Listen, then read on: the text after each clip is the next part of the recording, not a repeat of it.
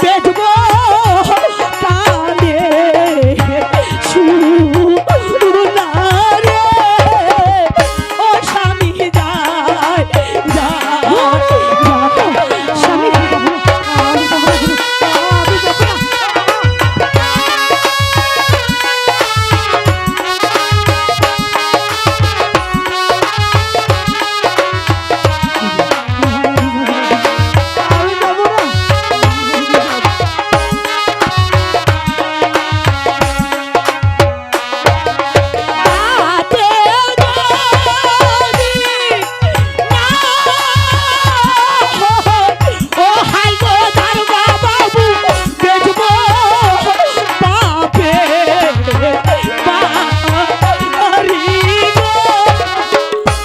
স্বামী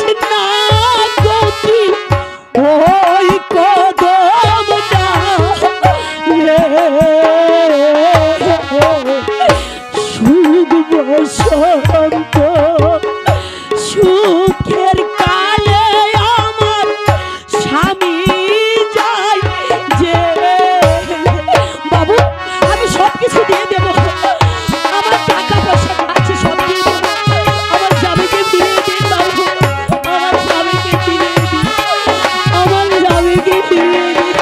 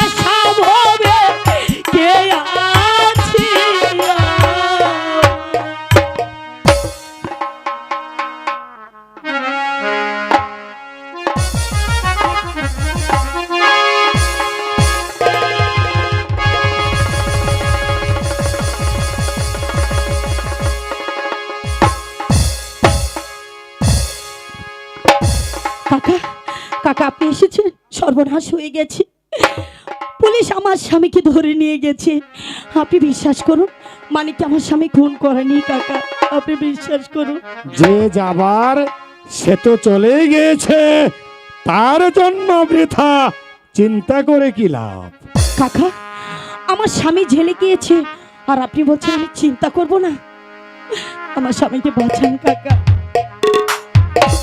সে তো মানিক হত্যার দায়ে জেলে চলে গিয়েছে তার আশা বাদ দাও মানে আপনি কি বলছেন? আমি কিছু বুঝতে পারছি না।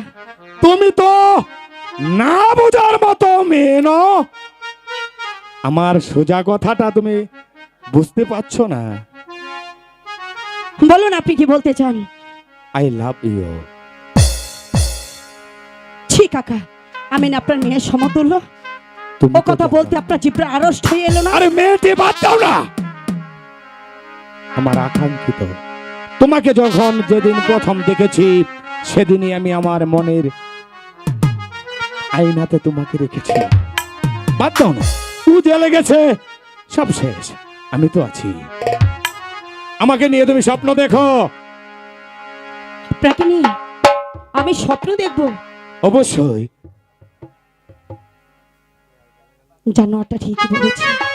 ওর হাত থেকে বাঁচতে হলে আমাকে তো ছলনার আশ্রয় নিতেই হবে, নইলে বাঁচতে পারবো না। কি ভাবছো? ভাবছি, বসুন, বসে বসে কথা বলা যাক, তাই না? বসুন বসুন। সত্যি বলছো? আরে বসুন না। বলছিলাম কি, আমি ভেবে চিন্তে করে দেখেছি, আমার স্বামী তো জেলেই চলে গেছে। হ্যাঁ। এখন আর ওর জন্য চোখের পানি ফেলে কোনো লাভ আছে? আমি আপনার সাথে, মানে আপনার ঘরেই যাব, আপনাকে আমি বিয়ে করব। সত্যি বলছো? সত্যি। আরে উঠবেন না, বসুন, কথা তো শেষ হয়নি। সত্যি বলছো তুমি? আরে সত্যি। তার আগে আমার 3টি শর্ত আছে। 3টি শর্ত? মাত্র তুমি 10টি শর্ত আমাকে দিতে পারো। 3টি আগে মেনে নিন, বসুন। আচ্ছা আচ্ছা আচ্ছা, আমার প্রথম শর্ত হলো, বলো। আপনার ঘরে একটা 12 বছরের যুবতী কন্যা আছে। আছে? তাতে কি হয়েছে? তাকে নির্বাসনে দিতে হবে। কেন কেন? তাকে আবার নির্বাসনে দিতে হবে কেন? বলছিলাম কি, আমি যখন ওই বাড়িতে বউ হয়ে যাব, তখন তো সতীনের চেয়ে সতীনের কাটা জ্বালা বেশি, তাই না? তার জন্যই বলছিলাম একা থাকাটাই ভালো। আচ্ছা, আমি যদি আমার একমাত্র সন্তান সরবজান বিবিকে নির্বাসনে দেই, তাহলে তুমি আমাকে বিয়ে করব? হ্যাঁ করবে তো? হ্যাঁ। দিলাম। ঠিক আছে। তোমার দ্বিতীয় শর্ত? আমার দ্বিতীয় শর্ত হলো, আপনার ঘরে স্ত্রী আছে। এখানে বসো না। বসবো তো, ওটা বাসর ঘরে গিয়ে, তাই না? আগে বসা যায় না, কাজী বংশের মেয়ে তো, অনেক নিয়ম করম আছে। আচ্ছা আচ্ছা আচ্ছা। আমার 2 নম্বর শর্ত হলো, বলো। আপনার ঘরে স্ত্রী আছে, তাকে তালাক দিতে হবে। ওটাকে আবার তালাক দিতে হবে কেন? ওর মতো আরো 10টি নারী আমি। না না, কি বলা যায়, আজ আমাকে বিয়ে করেছেন, কাল আবার আমাকে রেখে আরেকটা বিয়ে করবেন, তার চেয়ে ও চলেই যাক, আমি আর আপনি একসাথে জীবন কাটাবো। সত্যি বলছো? সত্যি। বসু। সত্যি বলছো? সত্যি। বসু। আচ্ছা, বসু না। এটাও দিলাম। আরেকটা শর্ত রয়েছে। বলো তোমার তৃতীয় শর্ত। আমার তৃতীয় শর্ত হলো, আপনার যে 9 লক্ষ টাকা জমিদারি আছে, আছে, ছোট্ট একটা দলিল করে দিতে হবে। কেন? তোমার নামে দলিল করে দিতে হবে কেন? আমি যখন তোমাকে বিবাহ করব, তখন এই 9 লক্ষ টাকার জমিদারি তোমার আর আমারই থাকবে, এটা আবার দলিল দিতে হবে কেন? এই তো বুঝলেন না, কারণ আজ বাদে কাল যদি আপনি মরে যান, তাহলে কি আমাকে সম্পদ দেবে, তাই না? তাই বলছিলাম, এখন যদি একেবারে দিয়ে দিন, আচ্ছা আচ্ছা, আপনার থাকে একই কথা। তুমি একটু অপেক্ষা করো, এখনই আমি দানপত্র দলিল নিয়ে আসছি।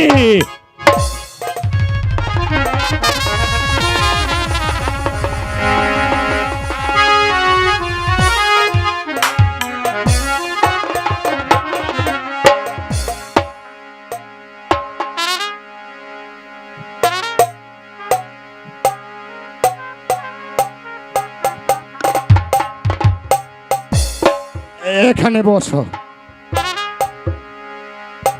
বসো। আমি বসবো? তুমি আমার পাশে বসো। পাশে? হ্যাঁ হ্যাঁ, পাশে বসো। বসলাম।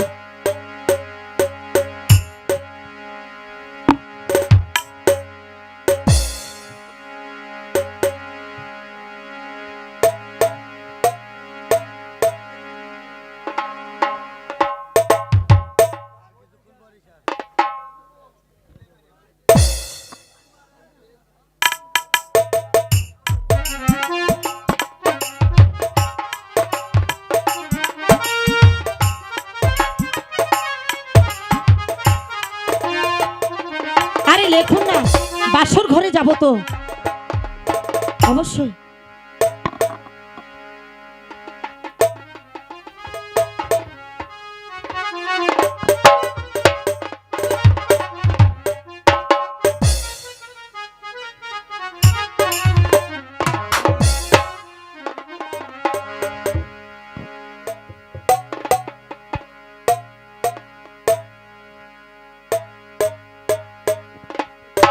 বিয়ে না হলে গায়ে হাত দেওয়া যায় না, পাপ হয়। আমি তাই দেখি না?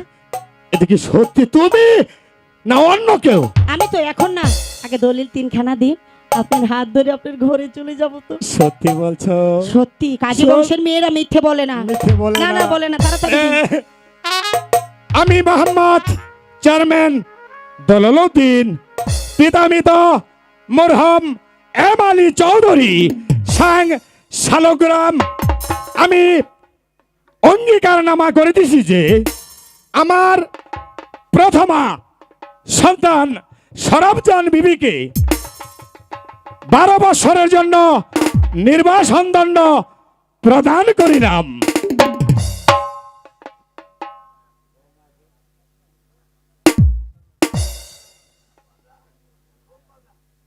আমি মোহাম্মদ চেয়ারম্যান দলালউদ্দিন, পিতামিত এম আলী চৌধুরী, সাং শালগ্রাম, আমি অঙ্গীকারনামা করে দিয়েছি যে আমার স্ত্রী গোলাপজান বিবি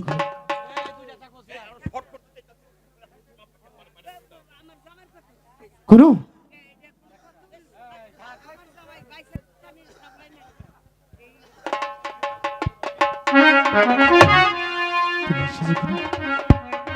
বলছিলাম কি, মনটা কু গাইছে, জানি না কোন ঝড় আসতে চলেছে।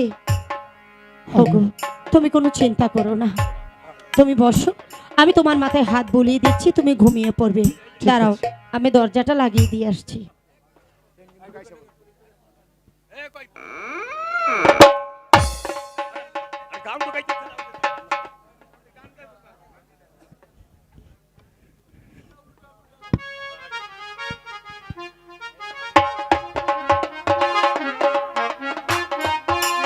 তুতামিয়া বাড়ি আসো। তুতামিয়া ডাকো, তুতামিয়াকে ডাকো। তুতামিয়া বাড়ি আছো? তুতামিয়া, এই দেখেছো কে যেন আসছে, ঠিক আছে, তুমি আমি- দরজাটা খুলে দিয়ে আসো। ঠিক আছে, আমি তাই করছি।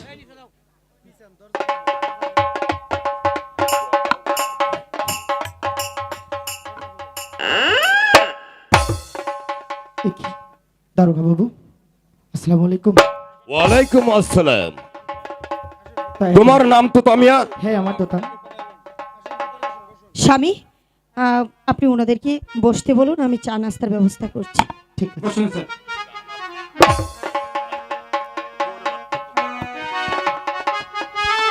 হঠাৎ দারোগা বাবু, তুতামিয়া, বলুন দারোগা বাবু। তুমি বাংলাদেশের আইন মানো? অবশ্যই। বাংলাদেশের আইন যদি তুমি মানো, তাহলে আমরা তোমাকে অ্যারেস্ট করতে এসেছি। আমার অপরাধ। অ্যারেস্ট করতে এসেছি মানিককে হত্যা খুনের দায়ে। তুমি মানিককে হত্যা করেছো। তোমার চাচা দলালউদ্দিন চেয়ারম্যান তার 1 নম্বর সাক্ষী, মালঞ্চ বিবি তার বাদী, আর ডক্টর রহমান খা 2 নম্বর সাক্ষী। সেন্টি বন্দি করো। দারোগা বাবু, আমি মানিককে হত্যা করিনি দারোগা বাবু। আমি মানিককে হত্যা করিনি, বিশ্বাস করুন দারোগা বাবু। কোনো কথা শুনতে চাই না। নিয়ে চলো, নিয়ে চলো সেন্টি।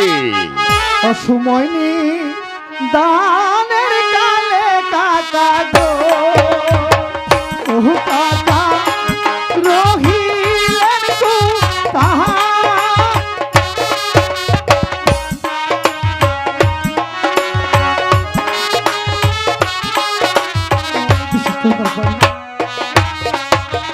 পিতা যদি থাকতো বেঁচে দাদা গো,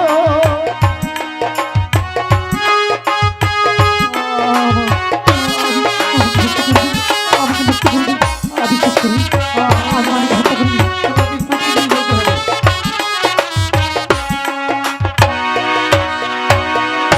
আমি মানিককে হত্যা করিনি।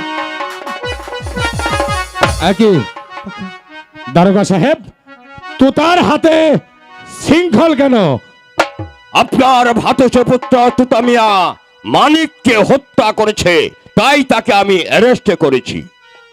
আমাকে না জানিয়ে আপনি অ্যারেস্ট করেছেন? হ্যাঁ, আমার থানায় মামলা হয়েছে, তাই তাকে আমি অ্যারেস্ট করেছি। আর প্রথম সাক্ষীকে? তার প্রথম সাক্ষী আপনি নিজে। আমি যদি প্রথম সাক্ষী হয়ে থাকি তাহলে এই তুতার হাতের বন্ধনটা আরো কষে দিয়ে দিন। সেন্টি। জ্বালা সয় না প্রাণে, মুক্তি করে দে না আমারে। বদন জ্বালা সয় না প্রাণে, মুক্তি আমি হত্যা করিনি। আমি হত্যা করিনি।